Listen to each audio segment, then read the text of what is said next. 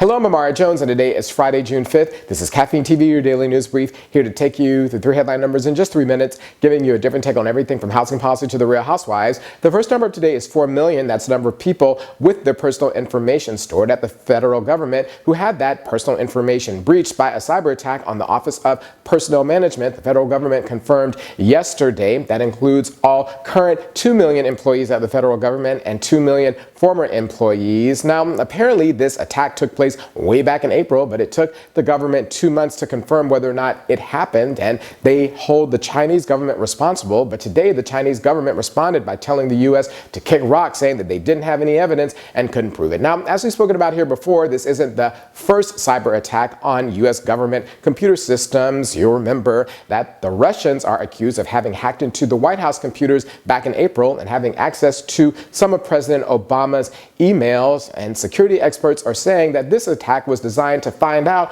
who had a security clearance within the United States. But honestly, with the way that we seem to be taking cybersecurity, why don't we just print out all of the information, put it on a plane, and send it directly to China? It would spare them the trouble. The next number up today is 12 million. That's the number of women in the United States who suffer from hyposexual desire disorder, but those women might be one step closer to having that situation turned around. In a vote yesterday of 18-6 at the Food and Drug Administration advisory body approved a drug, flibanserin, called women's Viagra, which ups women's sexual desire by as much as 25%. You take the little pink pill once a day at night before going to bed. Now, there was lots of controversy surrounding the pill. A group of women's organizations and the drug's manufacturer said that the FDA's 2 previous denials of the drug were an issue of gender discrimination, that if men had Viagra to up their mojo, that women deserved the same. But on the other side, a group called Farmed Out said that this was just another instance of the pharmaceutical industry putting profits first. But honestly, my question is whether or not with men's Viagra and soon to be women's Viagra, whether or not we'll put our educational budget on Viagra so that we can actually handle the result.